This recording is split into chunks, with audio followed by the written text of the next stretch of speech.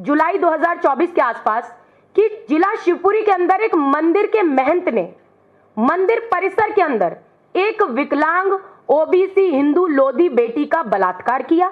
उसके पिता को जान से मारने की धमकी का डर दिखाकर उसके साथ बलात्कार बार बार किया। आज संविधान दिवस है और मुझे बड़े दुख के साथ ही कहना पड़ रहा है कि आज हम एक ऐसे चेहरे की बात करेंगे, ऐसे शख्स की बात करेंगे जो कि आज केंद्र में मंत्री हैं। पहले हमारी तरफ से एक चमकता हुआ चेहरा थे और उन्हीं के क्षेत्र में जब बड़ी बड़ी घटनाएं घट जाती हैं और केंद्र सरकार में मंत्री पद पर बैठते हुए जनप्रतिनिधि बनकर सांसद के रूप में जब संसद में पहुंच जाते हैं, लेकिन उसके बाद भी अपने ही क्षेत्र में हो रही घटनाओं पर चुप्पी कैसे साध लेते हैं, इस पक्ष को मैं रखना चाहती हूं। मैं बात कर रही हूं परम आदरणीय ज्योतिरादित्य सिंधिया जी और उनके संसदीय क्षेत्र गुना लोकसभा क्षेत्र की। मैं बताना चाहती हूं कि जिला शिवपुरी गुना लोकसभा क्षेत्र में थाना कोलारस की एक घटना हमारे सामने आई और मेरे संज्ञान में जब पहुंची, क्योंकि मैं कांग्रेस की राष्ट्रीय प्रवक्ता तो हुई, मैं भारतीय ओबीसी महासभा की नेशनल कन्वीनर भी हूं, और ये संज्ञान में आई जुलाई 2024 के आसपास कि जिला शिवपुरी के अंदर एक मंदिर के महंत ने मंदिर परिसर के अंदर एक विकलांग ओबीसी हिंदू लोधी बेटी का बलात्कार किया। उसके पिता को जान से मारने की धमकी का डर दिखाकर उसके साथ बलात्कार बार बार किया। और जब यह घटना सार्वजनिक हुई तो उस समय जब मुझ तक ये बात पहुंची तब वो विकलांग बच्ची 8 माह की गर्भवती थी।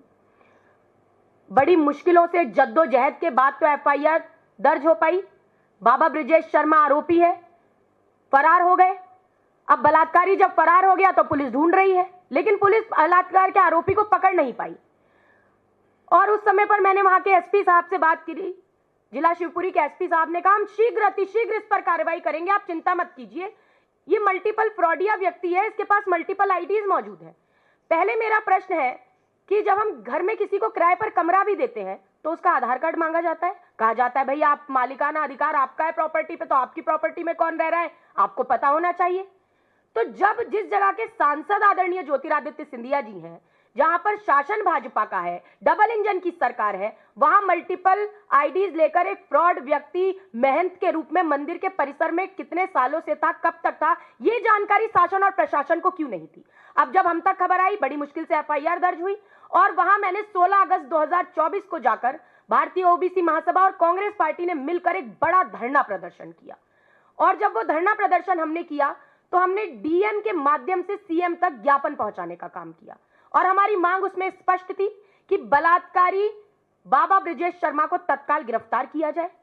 और एक और उस दिन मुझे लगता है बड़ी दुखद खबर थी कि उस दिन ही जब हमने धरना हम कर रहे थे, मुझे खबर आई कि उस बच्ची ने एक नवजात शिशु, एक बच्चे को जन्म दिया है। बिन ब्याही मां बनाने वाला बलात्कारी बाबा ब्रिजेश शर्मा, उसे गिरफ्तार करने में सरकार नाकामयाब होती है। सांसद महोदय आदरणीय ज्योतिरादित्य सिंधिया जी, जब आपने अपना भतीजा बता सकती हैं तो अपने भतीजे सिंधिया जी को बोलिए आगे आए और उस बलात्कार की पीड़िता को न्याय दिलाइए। आज बात उठानी जरूरी है कि संविधान के रक्षक कैसे भक्षक बन चुके हैं कि जब एक बच्ची का बलात्कार होता है, उसको बिन ब्याही मां बने हुए आज 1 साल से अधिक हो गया, उसका बच्चा 1.5 साल का हो गया है, लेकिन आज तक वो बलात्कार का आरोपी बाबा ब्रिजेश शर्मा गिरफ्तार नहीं हुआ। आखिर क्या कारण है? 2 ही कारण हो सकते हैं। या तो वो बलात्कारी बाबा ब्रिजेश शर्मा कहीं का बहुत बड़ा डॉन है जी, तभी उसको गिरफ्तार नहीं किया जा रहा, या फिर उस डॉन के पीछे या फिर उस बलात्कारी बाबा के पीछे कोई सत्तासीन बड़ा डॉन है जो गिरफ्तार होने से रोक रहे हैं। क्योंकि मेरी कुछ दिन पूर्व ही फिर से एसपी साहब से बात हुई थी, मैंने उनसे पूछा भाई अभी तक शीघ्र अतिशीघ्र आपका नहीं हुआ, 1 साल से ऊपर हो गया। तो एसपी साहब ने कहा जी उसके पास मल्टीपल आईडीज है, कई राज्यों में हमने पुलिस भेज रखी है, लेकिन उसका पता नहीं लग पा रहा, वो भेस बदल बदल के रह रहा है। आजादी से आज तक मुझे लगता है ये एक ऐसी पहली घटना होगी, जघन्य अपराध होगा, जहां एक बलात्कार की पीड़िता को बिन ब्याही मां बने हुए 1 साल से ऊपर हो गया और अभी तक बलात्कार का आरोपी गिरफ्तार नहीं हुआ। कितनी शर्मनाक बात है। और ये एक ऐसे क्षेत्र की बात है जहां के सांसद महोदय केंद्र में मंत्री हैं भाजपा की सरकार में। क्योंकि मैंने आदरणीय सिंधिया जी को मैं पिता तुल्य मानती हूं, देखा है जब कांग्रेस में थे तो मैं बड़ा बच्चियों का, बेटियों का, माताओं बहनों का बड़ा सम्मान करते थे। आज उन्हें क्या हो गया है? अगर माताओं बहनों का सम्मान करते हैं वैसे ही तो आगे आइए, न्याय दिलाइए और ये निर्भया फंड क्या कर रहा है? निर्भया फंड में इतना पैसा पड़ा हुआ है, जो कांग्रेस की सरकार में निर्भया फंड बना, उसमें से 1 रुपया आप महिला सशक्तिकरण के लिए नहीं देने का काम कर रहे हैं। इस बच्ची को, जो बलात्कार की पीड़िता है, ये हिंदू हितैषी जो भाजपा बनने का ढोंग करती है, मैं पूछती हूं, क्या ये लोधी की बच्ची, ये पिछड़े की बच्ची, क्या ये हिंदू की बेटी नहीं है क्या? अगर है तो आगे आइए सनातन के सच्चे प्रेमी और समर्थक बनकर, और इस हिंदू की ओबीसी पीड़िता लोधी बच्ची को न्याय दिलाइए, और उस बलात्कार पीड़िता का जो आरोपी है, उसे बिन ब्याही मां बनाने वाला उस बाबा ब्रजेश शर्मा को तत्काल गिरफ्तार कराइए, जेल की सलाखों के पीछे पहुंचाइए। किसका इंतजार कर रहे हैं?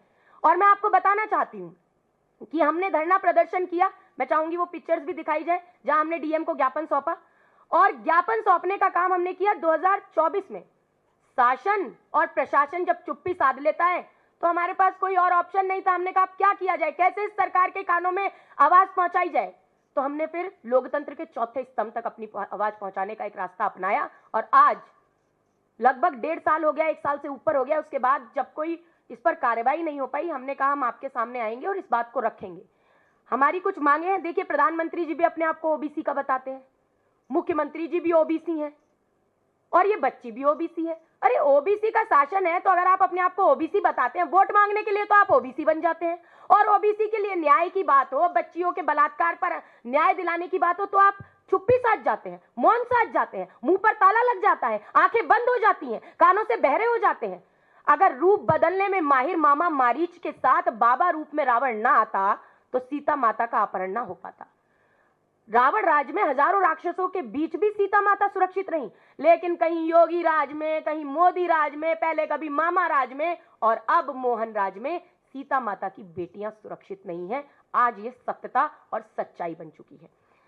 तो सबसे पहले तो मैं चाहूंगी कि आदरणीय ज्योतिरादित्य सिंधिया जी, सम्मान के साथ कहूंगी, आप आगे आइए और इस बच्ची के लिए आवाज उठाइए और बताइए कितना शासन और प्रशासन ने इसे पैसा दिया, इस बच्ची की आर्थिक मदद आपने क्या की, कैसे वो अपने नवजात शिशु का भरण पोषण करेगी, एक बलात्कार पीड़िता को आपने क्या राशि मुहैया उसकी मदद के लिए कराने का काम किया? क्या मोदी सरकार के निर्भया फंड से कुछ राशि उस बच्ची को मुहैया हुई? नहीं हुई। आखिर क्यों? क्या कारण है? कारण स्पष्ट है, ये सरकार बेटी बचाओ बेटी पढ़ाओ के खोखले नारे लगाती है, लेकिन एक तरफ प्रधानमंत्री जी सार्वजनिक तौर पर महिलाओं को अपमानित करते हुए नजर आते हैं। कई एक ब्याता को 50 करोड़ की गर्लफ्रेंड कहते हैं, किसी को जर्सी गाय कहते हैं, किसी महिला सांसद की तुलना सुपर्णखा और ताड़का की हंसी से करते हुए नजर आते हैं। नीतीश कुमार जी के डीएनए पर प्रश्न उठाते हुए उनकी माता जी को गाली देते हैं, बिहार की माता को गाली देते हैं। तो ये भाजपा का, मुझे लगता है ये चरित्र है राजनीतिक, कि ये महिलाओं का अपमान हमेशा करते आए हैं और निरंतर कर रहे हैं। और मैं तो ये बताना चाहूंगी कि बड़े शर्म की बात है कि जब मैं, क्योंकि राष्ट्रीय प्रवक्ता हूं, तो हम लोग रोज टीवी डिबेट्स पर बैठते हैं, और एक दिन जब हम टीवी डिबेट पर थे तो मैंने इस मुद्दे को बार बार उठाया, हर बार उठाया, और एक बीजेपी की प्रवक्ता हैं इल्मी जी, शाजिया जी से मैंने पूछा, भाई आप सत्ताधारी हैं, सत्ताधीश, आप बताइए कि इस मुद्दे पर आप क्या कर रहे हैं? तो उनका जवाब था कि ऐसे वाक्य तो हजारों होते हैं, रोज होते हैं। तो मैं वो वीडियो भी दिखाना चाहूंगी, मैं निवेदन करूंगी, आप प्लीज इसको दिखा दीजिए थोड़ा।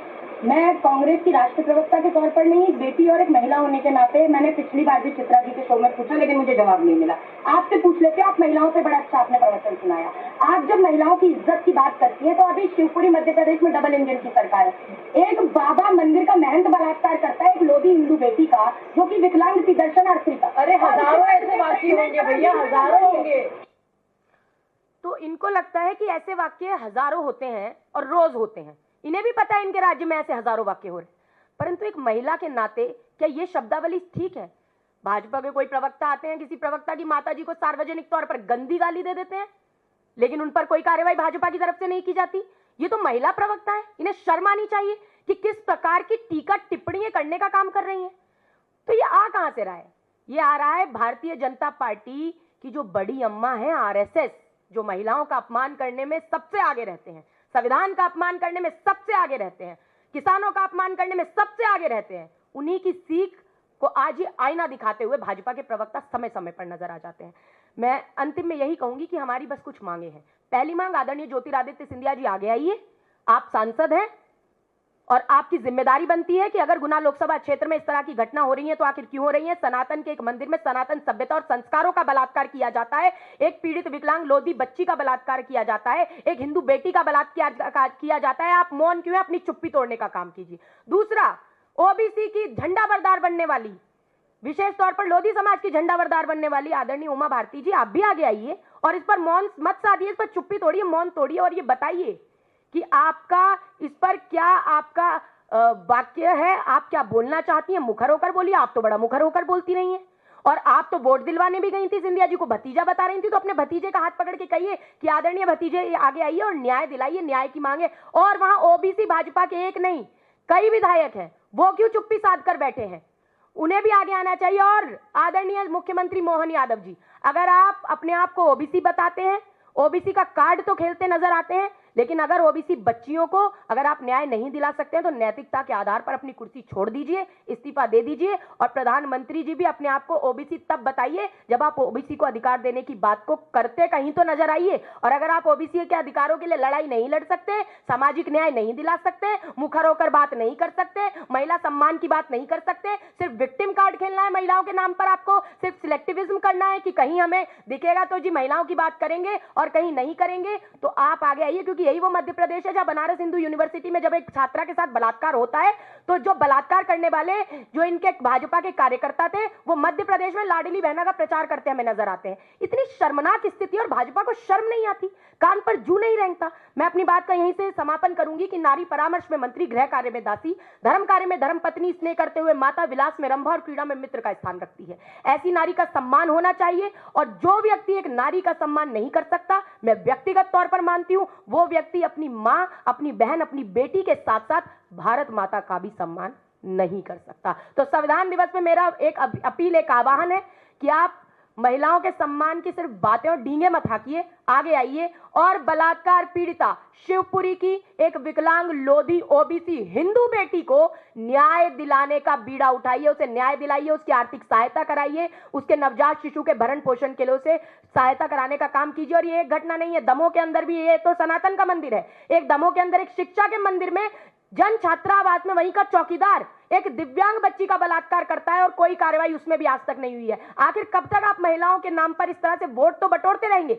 लेकिन महिलाओं को न्याय दिलाने की बात पर आप यही कहेंगे कि ऐसे वाक्य तो हजारों होते रहते हैं। ये बहुत शर्मनाक है। आपके सवालों को मैं आमंत्रण देती हूँ। साधना जी, जिस तरह से मध्य प्रदेश की अगर बात करें, चाहे वो पिछली शिवराज सरकार हो, चाहे आप वर्तमान मोहन सरकार हो, लेकिन सरकारी आंकड़ों के अनुसार मध्य प्रदेश में हर दिन 20 रेप होते हैं, 38 महिलाएं प्रतिदिन लापता होती हैं। सरकार हर दिन कहती है हम नारी सुरक्षा के लिए बहुत काम करते हैं, लेकिन आंकड़े कुछ अलग बयां करते हैं। देखिए, ये बहुत शर्मनाक है। मैंने यही बताया, ये सरकार वो सरकार है जो बेटी बचाओ बेटी पढ़ाओ का नारा लगाती है। मोदी जी ने तो बेटी बचाओ बेटी पढ़ाओ बोल दिया था, मान लिया चलिए जबान फिसल गई थी, गलती से कह दिया होगा, मगर क्या उस दिन भी जबान फिसल गई थी जिस दिन संसद में एक महिला सांसद की तुलना सुपर्णखा से कर दी थी? क्या उस दिन जबान फिसल गई थी जब बंगाल के चुनावों में ये ओ दीदी एक गली के गुंडे की तरह चिल्लाने का काम कर रहे थे? क्या उस दिन भी जबान फिसल गई थी जब एक ब्याहता महिला को आपने 50 करोड़ की गर्लफ्रेंड बता दिया था? क्या उस दिन जबान फिसल गई थी जब एक नीतीश कुमार जी जैसे मुख्यमंत्री की माता जी के सतीत्व पर संदेह जता दिया, आपने डीएनए पर ही प्रश्न उठा दिया? डीएनए पर प्रश्न उठाना क्या होता है? उनकी माता के सतीत्व पर संदेह जताना, उनके चरित्र पर प्रश्न उठाना। बिहार की मां को गाली दी तो आपके लिए सब चलता है। तो ये तो ऊपर से आ रहा है, जब प्रधानमंत्री मोदी जी की जबान ऐसी है तो इनके प्रवक्ताओं की जबान कैसी होगी? आपने सुना ना, ऐसे वाक्य रोज होते हैं, ये कह रही हैं इनकी प्रवक्ता, और महिला होने के बाद। और भाई एंकर महोदय को तो क्या ही कहना, वो तो कहीं जवाब देना जरूरी समझ, बीच में इंटरप्ट, उन्हें सिर्फ कांग्रेस के प्रवक्ताओं को इंटरप्ट करना आता है। पूरा महिला सम्मान, महिला सशक्तिकरण पूरा कांग्रेस के प्रवक्ताओं के लिए अंदर से जाग जाता है, लेकिन अगर भाजपा की महिला प्रवक्ता कोई सवाल करती हैं तो उनके मुंह पर ताला लग जाता है। अब क्यों लग जाता है तो वही बता सकती हैं, लेकिन मुझे लगता है शर्मनाक है, क्योंकि देखिए संविधान दिवस है, संविधान में लोकतंत्र के 4 स्तंभ, और चौथे स्तंभ के पास आज जब हम आए हैं तो हमें कुछ उम्मीद है आपसे कि आज आप हमारी बात को उठाएं। सब मीडिया का काम क्या है कि आप चौथे स्तंभ के रूप में अंतिम व्यक्ति की आवाज को उठाएं। मुख्य विपक्ष का काम तो मीडिया हमेशा से करता रहा है, लेकिन आज मुझे लगता है कहीं ना कहीं उसमें तकलीफ है। आज मुख्य विपक्ष मीडिया नहीं है, आज तो विपक्ष की आवाज कैसे दबाई जाए, मुख्य धारा का मीडिया इसमें पूरा ध्यान देता है कि भाई ये मुद्दा नहीं उठना चाहिए, मोदी मोदी होना चाहिए, गोदी गोदी होना चाहिए, लेकिन महिलाओं का सम्मान की बात नहीं होनी चाहिए। तो ये गलत है। मुझे लगता है सामाजिक न्याय हो, महिला सशक्तिकरण हो, सम्मान हो, ये मुद्दे उठने चाहिए। और मध्य प्रदेश के अंदर हम क्या कर सकती है विपक्ष कर क्या सकता है? विपक्ष धरना प्रदर्शन कर सकता है, अपनी आवाज उठा सकता है। तो मैंने दिखाया ना आपको, फोटोज दिखाई हमने धरना प्रदर्शन किया, हम जाकर एसपी से बात कर रहे हैं, कलेक्टर से बात कर रहे हैं, हम बोल रहे हैं न्याय दीजिए। वहां के विधायक ओबीसी हैं, चुप्पी साध रहे हैं। वहां की सांसद है, केंद्र में मंत्री हैं, मौन लगाकर बैठ गए, मौन साध कर बैठ गए। उमा भारती जी बड़ी सशक्त होकर आगे बढ़ जाती हैं जी, मैं तो मेरा भतीजा है, आप इसे वोट दीजिए। क्यों वोट दें? क्योंकि हमें ओबीसी को शायद कोई आशा रही होगी कि उमा जी काम करेंगी, लेकिन अब तो शांत होकर बैठ गई हैं। तो ये मुझे लगता है कि आज बहुत आवश्यक है कि मुखर होकर इन बातों को उठाया जाए। और मैं मीडिया बंधुओं से भी निवेदन करती हूँ, ये राजनीतिक प्रश्न नहीं है। महिला सम्मान कोई राजनीतिक मुद्दा नहीं है, इसका राजनीतिकरण नहीं होना चाहिए, इसका तुलनात्मक विश्लेषण नहीं होना चाहिए कि कांग्रेस की प्रवक्ता ने कह दिया तो जी हजारों वाक्य होते हैं, लेकिन भाजपा के प्रवक्ता ने कह दिया कि इनकी माताजी को गाली दे दी। हमने तो कहा था मोदी जी की माताजी को गाली दी है, गलत हुआ है, नहीं देनी चाहिए। लेकिन अगर मोदी जी नीतीश जी की माताजी को गाली दे रहे हैं तो क्या वो सही है? नहीं है। मोदी जी अगर कांग्रेस की एक वरिष्ठ नेत्री को शहीद की विधवा, कांग्रेस की विधवा बता रहे हैं जिन शहीद की पत्नी है, तो क्या ये सही है? तो राहुल गांधी जी ने तो मुखर होकर मुद्दे उठाए हैं जी, सामने से बात रखी है, लेकिन आज उनकी आवाज को दबाने का पूरा प्रयास किया जा रहा है। हम जमीन पर लड़ते रहेंगे, इसका हम आश्वासन मीडिया को जरूर दे सकते हैं।